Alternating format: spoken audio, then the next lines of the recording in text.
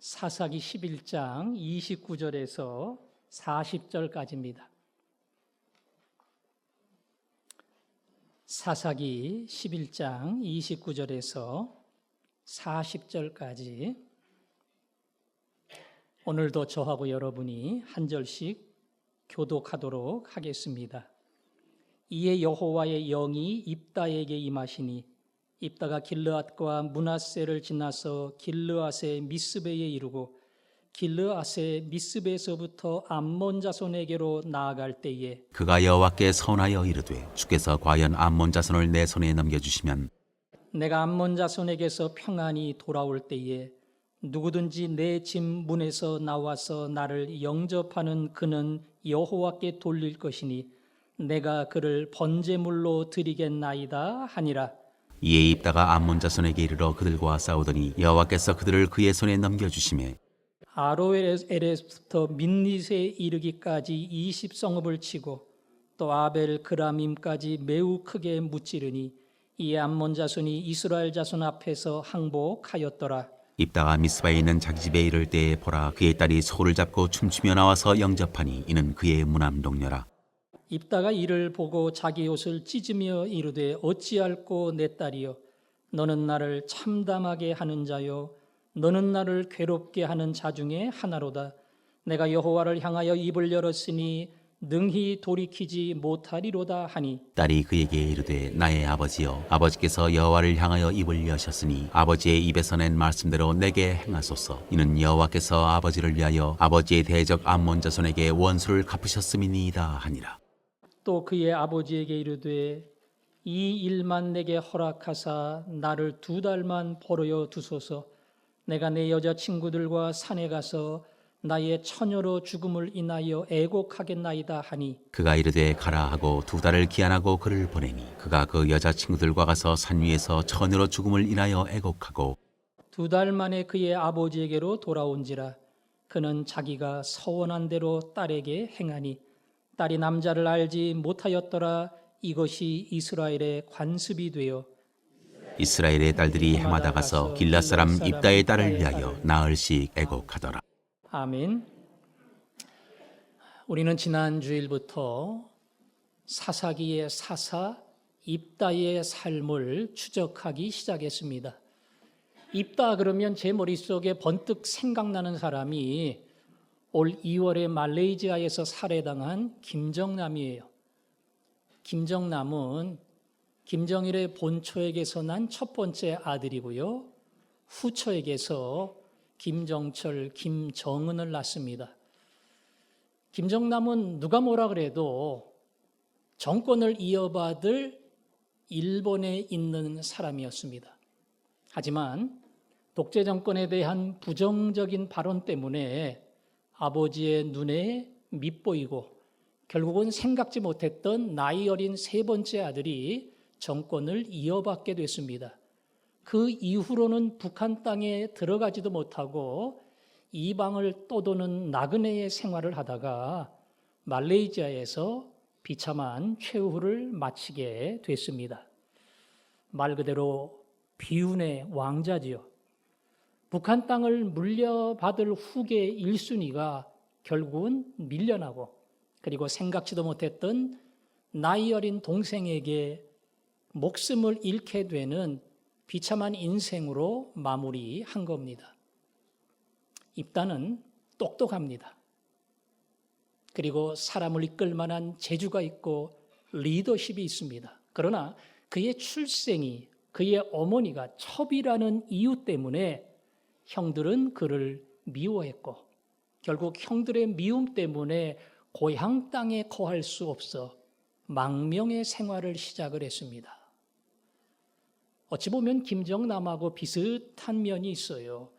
고향 땅에 아버지 밑에 자기의 미래를 꿈꾸며 가지고 있는 이 특별한 재주로 어디 가나 큰 인물이 될 수 있음에도 불구하고 어쩔 수 없는 먼 땅에서 망명자의 생활을 시작한 겁니다. 그러나 김정남하고 분명한 차이가 있는 것은 김정남은 돌고 돌다 죽었지만 입다는 다시 권력을 회복하는 그런 전격적인 인생의 전환을 누리게 됩니다.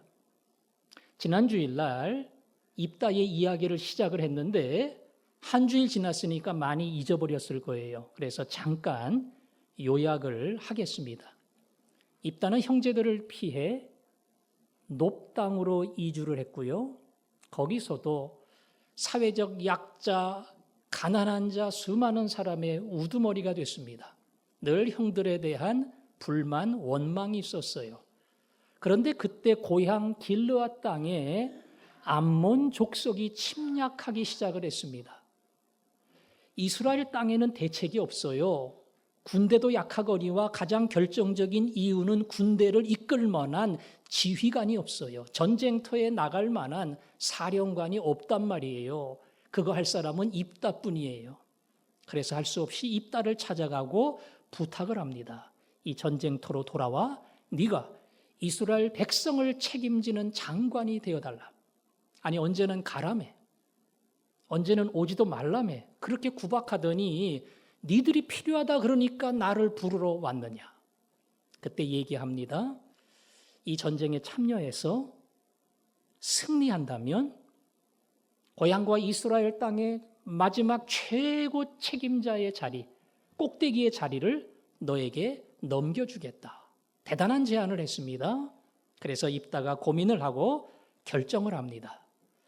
정말로 최고 자리를 나에게 준다면 이 싸움에 앞장서서 내가 나가겠다. 물론 목숨을 건 싸움이지만 입다에게는 위험한 도박이지만 쫓겨난 땅에서 최고의 자리에 올라갈 수 있는 기회가 온 겁니다. 그리고 싸웠습니다. 여호와의 영이 입다와 함께 했습니다. 그리고 예상을 뒤엎는 큰 승리를 경험하고 수많은 성을 빼앗고 암논 자손은 입다 앞에서 항복하고 말았습니다. 이것이 제가 지난 주일날 여러분에게 설명한 입다의 이야기입니다. 여러분, 입다가 승리하고 고향으로 돌아올 때 기분이 어땠을까요?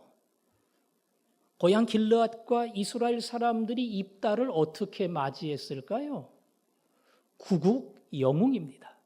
가능성이 없는 이스라엘 땅을, 사라질 수밖에 없는 패배자의 땅을 살려낸 마치 이 나라를 구원한 영웅이에요. 모든 사람이 입다에게 칭찬하고 박수를 보내고 여론 지지율이 타의 추종을 불허하는 1위를 달리는, 누가 말을 안 해도 그 땅의 최고의 자리에 오를 수밖에 없는 성공한 인물이 된 겁니다.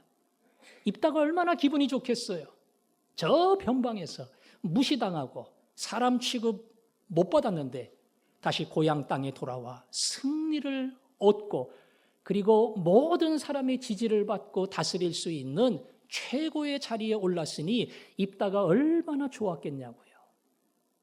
그러나 그 큰 승리에 뒤이어 입다에게는 감당 못할 비극이 기다리고 있다는 사실을 오늘 본문은 우리에게 가르쳐 줍니다. 입다는 전쟁에 나가기 전에 하나님께 기도했습니다. 가문 승리에 아니에요. 질 확률이 많아요. 여러 가지 군세를 볼 때에 우리가 이길 가능성이 거의 없어요. 불안하지요. 그래서 하나님께 기도했습니다. 하나님, 암몬 자손을 제게 넘겨주시면, 암몬 자손에게 이길 수 있는 하나님께서 기회를 주시면 제가 하나님 앞에 최고의 헌신으로 나가겠습니다. 그 최고의 헌신은 내가 이기고 돌아올 때에 내 집에서 제일 먼저 나를 환영하며 나온 사람, 그를 하나님께 번제로 드리겠습니다. 내 집에서 나오는 사람이니까 나하고 가까운 사람이잖아요. 가족이든 종이든 함께 먹고 사는 가까운 사람이 환영하러 나올 텐데 그를 하나님께 희생의 번제로 내가 드리겠습니다. 그렇게 서원을 한 겁니다. 그리고 입다는 승리했습니다. 자기 집으로 돌아갔습니다. 자기 집에 돌아가는데 제일 먼저 나온 사람이 자기의 외동딸이에요. 입다는 아들이 없어요. 딸만 딱 하나입니다. 보물 같은 딸 하나인데 그 딸이 자기를 맞이하러 나온 겁니다. 소고와 북을 치면서 승리를 거두고 돌아오는 아버지를 기뻐하며 그 딸이 제일 먼저 나온 거예요. 얼마나 좋았는지. 그때 입다가 말합니다. 너는 내 가슴을 찢는 자요. 나를 가장 괴롭게 하는 자다. 딸은 기쁩니다. 입다는 죽을 맛입니다. 그 딸은 아버지를 환영하지만 그 딸을 보는 아버지의 마음은 가슴이 찢어집니다. 그래서 옷을 찢으며 왜 나를 이렇게 힘들게 하느냐? 왜 나를 이렇게 괴롭히느냐? 입다의 이야기를 들은 딸이 아버지, 나한테 허락받았어요? 누구 맘대로? 아버지 맘대로. 누굴 드려요? 이게 정상인데 이렇게 하지 않고 하나님께서 아버지에게 승리를 주셨으니 아버지의 원하는 뜻대로 하십시오. 다만 처녀로 죽는다는 이 일 때문에 내 친구들과 함께 2달을 애곡하다가 그 다음 아버지 앞에 오겠습니다. 그리고 산에서 2달 눈물의 시간을 갖고 아버지 앞에 돌아왔고 아버지는 자기가 약속한 대로 그 딸을 잡아서 번제로 하나님께 드립니다. 죽여서 토막을 내서 불태워 하나님께 드리는 것, 이것으로 이 고통스러운 소원을 끝까지 입다는 순종합니다. 이 말씀을 읽으면서 입다의 소원, 입다의 헌신이 얼마나 대단한 것이고 보통 사람은 상상할 수 없는 가장 높은 수준의 헌신을 한 것이다. 거기에는 동의를 합니다. 그리고 어떻게 자기 딸을 드릴 수 있을까? 그리고 어떻게 아버지 말에 저렇게 순종하며 따라갈 수 있을까? 오늘 본문의 이야기는 과연 이러한 서원이 가능할까? 그리고 이 서원대로 순종할 수 있을까? 입다의 서원이 얼마나 거룩하고 그리고 엄숙하고 그리고 그 서원을 준행했다는 것 자체가 우리에게는 큰 도전이 됩니다. 하지만 오늘 입다의 서원과 그 서원을 준행하는 이 말씀 속에는 우리에게 주는 몇 가지 질문이 있어요. 여러분 가슴 속에도 질문이 있을 겁니다. 입다가 기도했어요. 전쟁터에 나가는데 기도해야지요. 뭐라고 기도했다고요? 30절에 보니까 그가 여호와께 서원하여 이르되 주께서 과연 암몬 자손을 내 손에 넘겨주시면, 다시 말하면 이 싸움에서 승리하게 해주시면, 적을 내 손에 맡겨주시면 내가 이렇게 하겠습니다. 하나님 앞에 가장 큰 헌신을 약속을 한 겁니다. 여러분, 이스라엘 백성은 전투 현장에 참여할 때에 죄송하지만 이런 기도를 하지 않았어요. 하나님이 이 백성을 내게 넘기시겠습니까? 아니하겠습니까? 이렇게 묻습니다. 하나님이 싸움에서 이들을 나에게 붙일 겁니까? 안 붙일 겁니까? 이렇게 묻습니다. 하나님이 아니다 그러는데 아니할 수 있어요. 뭐 저딴 거 문제 없습니다. 그리고 올라갔다가는 패배합니다. 적이 강합니다. 승산이 없습니다. 그런데 하나님이 이 백성을 너희에게 붙이노라. 그러면 가는 겁니다. 그러면 승리합니다. 이스라엘 백성은 큰 싸움 앞에 항상 이런 기도를 했어요. 하나님의 뜻, 그분이 어떤 결정을 했는지 갈까요 말까요? 여기에 분명한 응답이 있고 명분이 있으면 어떤 싸움에도 도전할 수 있는 것, 이게 싸움 앞에 선 이스라엘 백성의 태도입니다. 오늘 본문 말씀의 한참 뒤 다윗 시대에 그때도 암몬과 아람의 연합군이 이스라엘을 습격해 올 때입니다. 그때도 승산이 없는 싸움이었어요. 그때 이스라엘 군 사령관 요압 그리고 그의 동생 아비세, 이 두 사람이 사령관, 부사령관으로 이스라엘 군대를 책임졌습니다.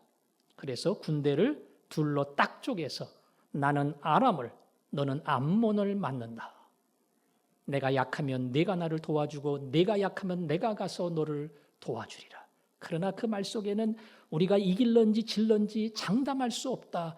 어찌 보면 그 불길한 마음이 그 속에 있어요.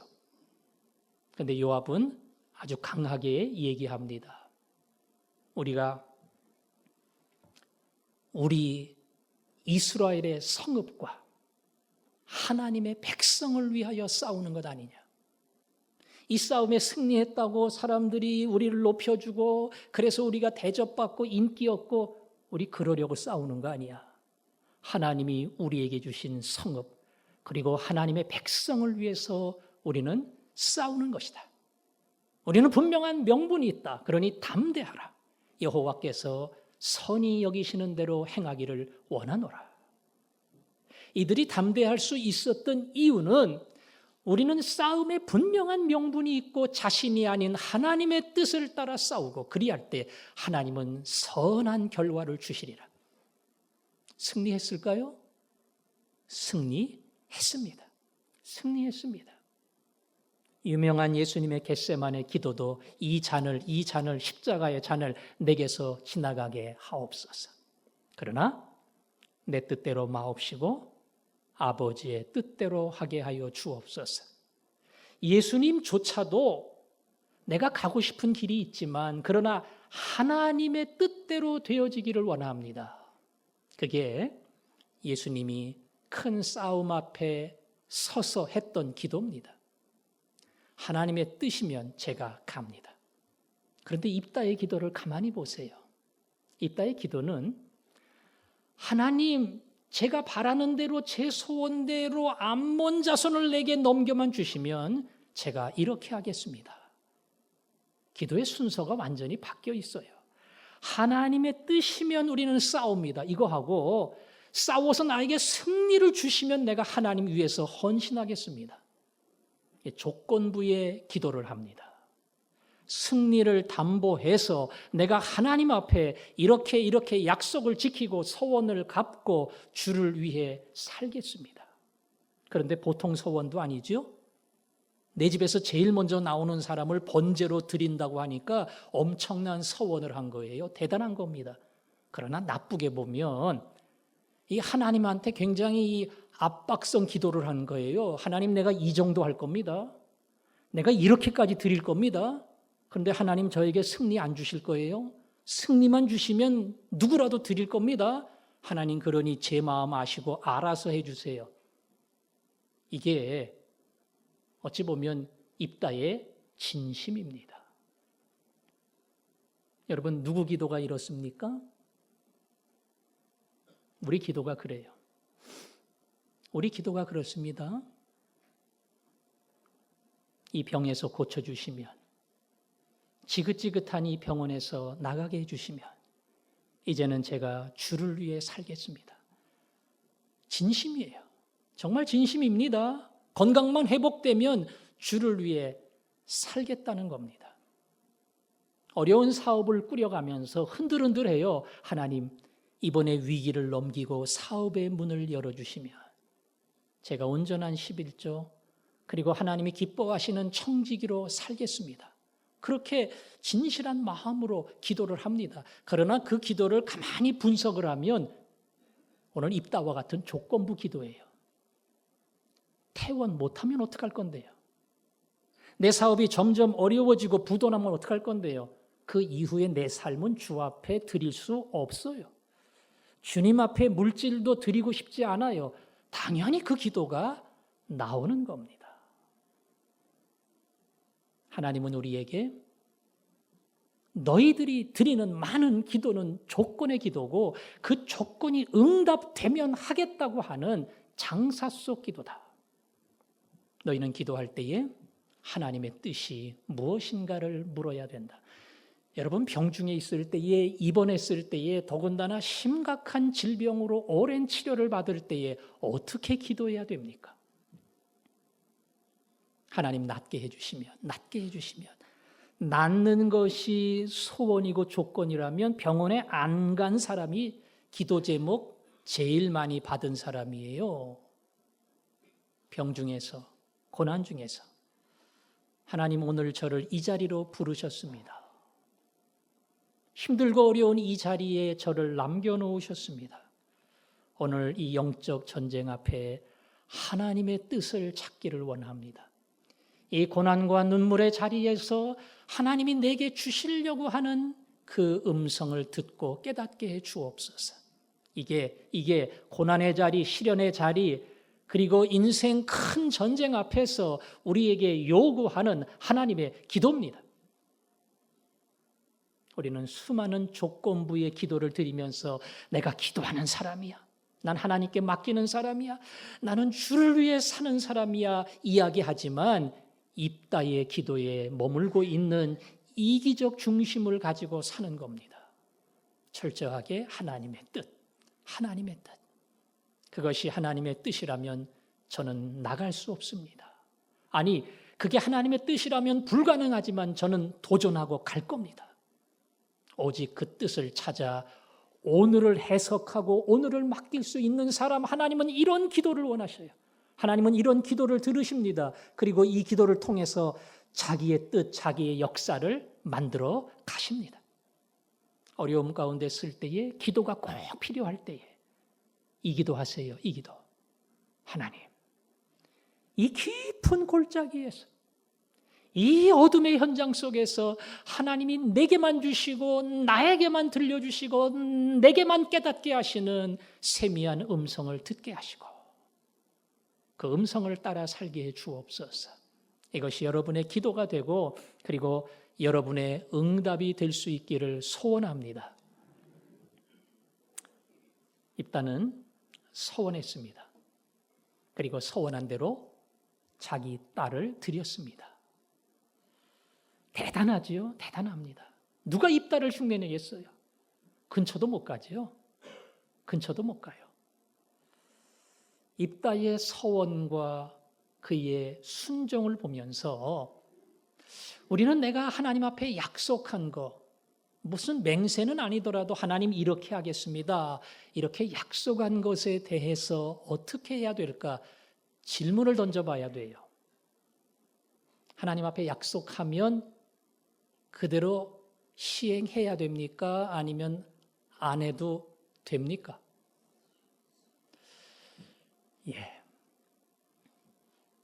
야곱이라는 사람은 형을 피해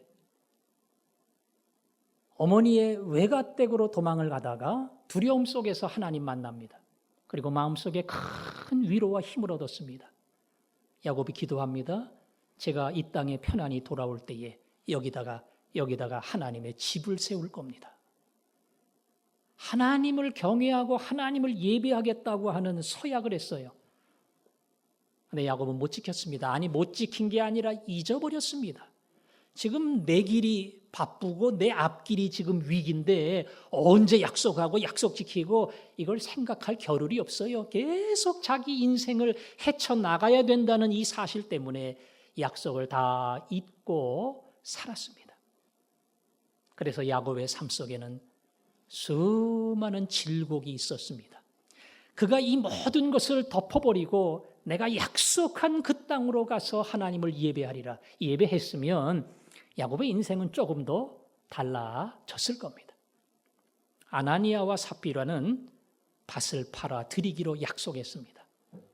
그런데 너무 밭값이 많다 보니까 다 드리지 못하고 반만 드렸어요. 약속을 지키지 않았습니다. 내 욕심 때문이죠. 그리고는 성령을 속인 죄로 큰 심판을 받았습니다. 하나님 앞에 무슨 약속을 하든 약속한 것은 지켜야 돼요. 약속한 것은 지켜야 됩니다. 제가 그런 얘기 했지요. 건축원금 작정하는데 어떤 꼬마가 일에다가 동그라미를 잔뜩 써가지고 한 1억 정도 써서 냈어요. 강사 목사님이 하도 그 꼬마가 대단해서 일으켜 세우고 어떻게 이렇게 큰 돈을 하나님 앞에 건축원금으로 약속을 했냐고. 그랬더니 꼬마가 주시면 하고요, 안 주시면 안 하고요. 그는 감사의 약속이 아니죠. 은혜에 대한 약속이 아닙니다. 내게 주신 은혜를 감사해서 내가 하나님께 약속을 했으면 그 약속을 지켜야죠. 죄송합니다. 제가 교회를 섬기면서 간혹 보니까 건축원금을 작정을 했는데 딴 교회 가게 됐어요. 그 교회에서 건축원금 작정한 거 그냥 무효로 하고 딴 교회 간 거예요. 뭐 가면 그럴 수 있죠. 그러나 제 마음에는 그런 생각이 들어요. 약속을 했으면 내가 그 약속을 여기서 깨끗하게 하나님 앞에 그대로 시행하고 그리고 가는 게 정상이다. 여러분, 우리가 약속을 이행하지 못하는 많은 이유는 환경 때문이 아니에요. 오늘 야곱처럼, 아나니아와 삽비라처럼 사실은 내 마음속에 하나님을 찾고 하나님을 의지하고 하나님을 위해 살려고 하는 마음이 없고 나 먼저 생각하고 내 입장 먼저 생각하고 내 환경 먼저 생각할 때에 우리는 하나님 앞에 약속을 지키지 못합니다. 시편 기자는 15편에서 주의 장막에 거할 자 누구냐? 하나님 앞에 서운한 것은 해로울지라도 내게 짐이 되고 피해가 되고 어려울지라도 서운한 것을 변치 않는 자가 주의 장막에 거할 자다. 그렇게 설명했습니다. 약속을 하고 그 약속을 지키고 그 약속을 지키는 것이 결코 손해가 아니라 하나님이 주시는 큰 복임을 경험하는 사람. 하나님이 그런 은혜를 여러분에게 주시기를 원합니다. 그럼에도 또 하나 질문이 생기죠. 아무리 그래도 대단한 헌신이라고 해도 대단한 서원이라고 해도 어떻게 사람을 드리냐? 어떻게 자기 딸을 드리냐? 헌신이 대단하면 뭐하냐? 그게 과연 옳은 일인가? 여러분, 성경은 이스라엘 백성에게 율법을 주시면서 가나안 땅에 들어가면 가나안 백성을 본받지 말고 특별히 그들의 우상을 본받지 말고 다 허물어라. 그 중에서 암몬 자손이 섬기는 우상 가운데 하나가 몰렉인데 몰렉은 사람의 생명을 바쳐야 되는 신이에요. 그래서 자식을 불덩이 위에 던져버리는 그런 제사를 드려야 됩니다. 혹시라도 몰렉 신에게 유혹되는 사람이 있으면 다 죽여버려라. 그런 사람을 한 명이라도 남겨서 이스라엘이 하나님을 떠나는 일이 없도록 너희들은 철저하게 심판해야 된다. 더 나아가서 몰렉 신이 아니더라도 사람을 제물로 바치는 것을 하나님은 원치 아니하니 결코 사람을 제물로 드릴 수 없다. 하나님은 율법에 분명하게 말씀을 했습니다. 한마디로 말하면 입다는 가슴이 뜨거워요. 아니, 꼭 이겨야 돼요. 승리해야 돼요. 이 소원이 너무 간절하다 보니까 하나님의 율법을 제대로 주의하지 못하고 하나님이 율법에서 뭐라고 가르쳤는지를 깨닫지 못하고 그냥 자기 식대로 자기 마음대로 자기가 원하는 최고의 헌신을 최고의 서원을 하나님께 드린 겁니다. 선교사로 헌신했어요. 혹시 그랬던 분 있습니까? 젊은 시절에. 저는 목사가 됐으니까 제가 옛날에 헌신했는지 안 했는지는 잘 모르겠지만 비슷한 길에 왔잖아요. 근데 헌신을 했는데 전혀 선교사의 길로 가고 있지 않아요. 마음에는 계속 부담이 됩니다. 그때 내가 헌신했는데, 그때 내가 손을 들었는데, 복음을 위해서 가겠다고 했는데 가지 못하는 자기 자신 때문에 아주 부담이 되고 힘들 수가 있어요. 근데 그때 가만히 하나님께 기도해 봐야 돼요. 하나님, 제가 정말 주의 종으로 선교사로 갈 준비가 되어 있고 가야 될 사람입니까? 아니면 그때 제가 못 모르고 그냥 사람들 손들 때에 분위기에 휩쓸려서 나도 모르게 헌신한 거 아닙니까? 그리고 가만 따져보고 내가 사실은 선교사로서의 자질도 준비도 안 되어 있다. 그런 사람은 회개하면 돼요. 회개하면. 하나님 뭣도 모르고 제가 서원했습니다. 뭣도 모르고 하나님께 약속했습니다. 하나님 원치 않는 뜻대로 이 약속이 하나님 앞에 드려진 거라면 회개합니다. 죄송합니다. 제가 잘못했습니다. 하지만 아무리 잘못했어도 그 헌신 자체가 무의미한 건 아니에요. 헌신을 했던 사람은 선교사로 안 나가더라도 선교에 대한 부담을 갖습니다. 하나님, 제가 선교사로는 안 가지만 그 헌신을 통해서 내 가슴 속에 선교의 부담을 주신 걸 제가 압니다. 그래서 여기서 선교사를 기도로 후원하고 최대한 물질로 돕고 그 선교에 제 인생의 전력을 다해 힘을 쓰겠습니다. 하나님이 그런 마음을 주셔요. 그래서 하나님 말씀에 맞지 않는 소원을 하고 약속을 한 거는 그건 회개해야 돼요. 취소해야 돼요. 그리고 하나님 말씀에 맞게끔 살겠다고 다시 정리를 하고 그 서약을 통해서 주님이 원하시는 믿음의 자리로 가는 것. 이게 하나님이 우리에게 요구하시는 서원의 본질입니다. 지킬 수 있으면 반드시 지켜야 돼요. 그러나 주님의 뜻이 아니면 빨리 회개해야 됩니다. 그리고 그 일을 통해서 주님이 원하는 길로 가게 하여 주옵소서. 이것이 우리의 기도가 되어야 될 줄로 믿습니다. 또 한 가지 질문이 있어요. 하나님은 왜 입다를 말리지 않았을까? 아브라함은 칼을 뽑아서 이삭을 잡으려고 하는 찰나의 순간에 아브라함아! 하나님이 개입을 하셔서 막았습니다.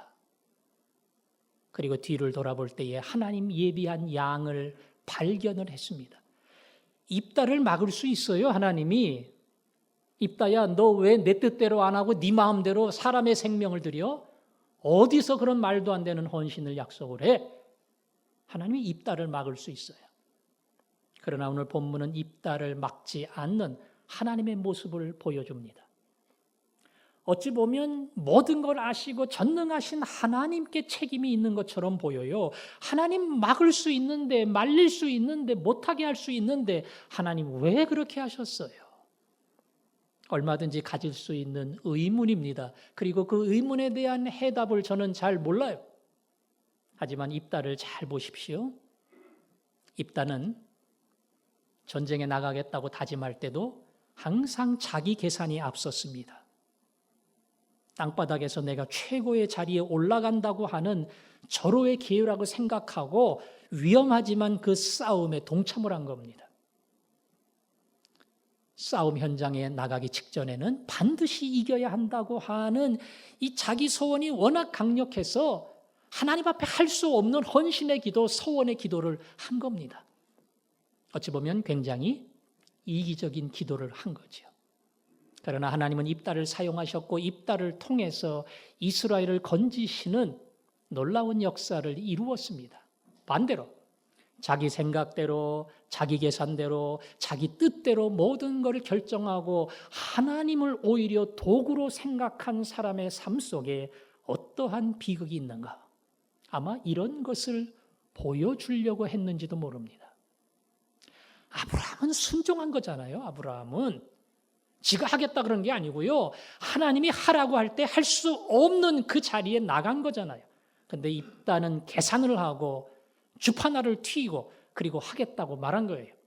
그래서 하나님이 이 비극을 통해서 입다의 삶 속에 순종하지 않고 자기 중심적 삶의 결과가 무엇인가 하는 것을 우리에게 보여줍니다. 오늘 입다의 삶은 정리하면 한 가지로 우리에게 도전을 남깁니다. 너는 어떤 기도를 할 거냐? 네 인생 삶의 방향은 어떤 길이냐? 수많은 기도, 수많은 새벽에 제단을 쌓지만 그 모든 것이 조건부 기도, 이렇게 해주시면, 이렇게 해주시면, 이렇게만 해주시면 내가 이것도 드리고 저것도 드리고 다 하겠습니다. 하나님은 그 기도를 원치 않고 나는 줄 수도 있고 안 줄 수도 있어. 나는 낮출 수도 있고 높일 수도 있고 죽일 수도 있고 살릴 수도 있는 여호와 하나님이야. 너는 나의 결정에 순종할 수 있느냐? 이 질문을 던집니다. 그 질문 앞에서 주여 고난 중에 주의 뜻을 깨닫게 하옵소서. 하나님 요새 제가 왜 이렇게 잘 되는가 몰라요. 일이 왜 이렇게 잘 풀리는가 몰라요. 그러나 잘 되고 잘 풀리는 내 삶 속에 하나님의 분명한 뜻이 있을 텐데 그 뜻을 깨닫게 해 주옵소서. 잘 되는 게 제 기도 제목 아닙니다. 당연히 고난 중에 들어가는 것도 제 기도 제목일 수 없습니다. 그러나 그 자리에서 하나님의 뜻을 깨닫고 하나님을 만나는 것, 이게 제 기도의 제목입니다. 오히려 거기서 주를 발견하는 사람, 그리고 오직 한 가지, 주님이 가라면 갑니다. 그리고 서라면 섭니다. 이게 내 모든 삶의 유일한 기도의 제목이고 이것이 내 삶의 유일한 응답이고 저는 오직 이 길을 따라 주님 뒤를 쫓아갈 겁니다. 이것이 여러분이 드릴 수 있는 최선의 기도, 하나님의 마음을 흐뭇하게 하는 기도, 그래서 하나님이 복을 줄 수밖에 없는 그런 주인공이 되는 기도, 바로 그 기도의 사람들이 되기를 주님의 이름으로 축원합니다. 주님 말씀하시면 내가 나아가리다. 그래요. 주님이 말씀하면 나아갑니다. 주님 뜻이 아니면 내가 멈춰 서리라. 여러분, 얼마나 아름다운 고백입니까? 입다처럼 내 소원 이겁니다. 내 소원 들어주세요. 그거 아니에요. 먼저 주님이 하십니다. 그 다음엔 제가 합니다. 가라 그러면 갑니다. 그리고 멈추라고 하면 저는 멈춥니다. 나의 가고 서는 것 주의 뜻에 있으니 오 주여 나를 이끄소서. 그곳에 나 있기 원합니다. 순종하며 살겠습니다. 주님 나라와 그 뜻을 위하여. 오늘 이 소원을 가지고 찬양합니다. 주님 말씀하시며 주님 말씀하시며 내가 나아가리라. 주님 뜻이 아니면 내가 멈춰서리다.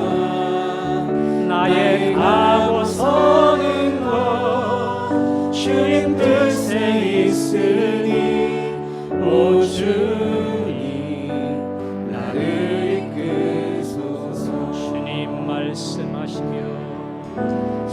말씀하시면 내가 나아가리라. 주님 뜻이 아니면 내가 멈춰서리다. 나의 가고 서는 것 주의 뜻에 있으니 오 주님 나를 이끄소서. 뜻하신 그곳에 나 있기 원합니다. 이끄시는 대로 순종하며 살리니 연약한 내 영혼 도하여 일하소서. 주님 나라와 그 뜻을 위하여 뜻하신 그곳에 나 있기 원합니다. 이끄시는 대로 순종하며 살리니 연약한 내 영혼 도하여 일하소서. 주님 나라와 그 뜻을 위하여 오 주님 나를 이끄소서. 기도합시다. 우리는 참 미련합니다. 본질적으로 이기적입니다. 그리고 한없이 연약합니다. 아무리 안 그러려고 해도 빨리 고난이 지나갔으면 좋겠습니다. 이 병이 빨리 내게서 떠나갔으면 좋겠습니다. 어려운 이 물질적 고통이 빨리 해결됐으면 좋겠습니다. 우리는 참으로 연약합니다. 그러나 주여, 이 연약한 내 영혼 통하여 일하소서. 나는 이 기도밖에 할 수 없는 수준이 이 정도지만 주여 내 연약한 영혼을 다스려 주시고 주님의 일을 이루어 주옵소서. 주님이 말씀하시면 가기 싫어도 저는 갑니다. 주님이 멈추라 하시면 가고 싶어도 저는 멈춥니다. 주의 뜻을 내게 보여주시고 오직 그 뜻을 따라 내 인생을 결정하게 하여 주옵소서. 기도하겠습니다. 아버지 하나님, 아멘. 하나님, 우리는 수준이 이 정도입니다. 아무리 말씀을 듣고 결단을 해도 이 자리에서 벗어나지를 못합니다. 그러나 연약한 내 영혼, 미련한 내 영혼, 이기적인 내 영혼을 통해서 하나님은 일하심을 믿습니다. 하나님 나를 붙들어 주시고 오직 주의 뜻을 따라 가게 하여 주옵소서. 가고 싶어도 주님이 아니라고 말씀하시면 아무리 이익이 되고 인기가 되고 명예가 올라간다 할지라도 멈추게 하시고 내 삶에 주의 뜻만 남아서 너희는 이 세대를 본받지 말고 하나님의 선하시고 기뻐하시고 온전하신 뜻이 무엇인가 분별하라고 말씀하신 이 말씀에 순종하며 살게 해 주옵소서. 예수님 이름으로 기도합니다. 아멘.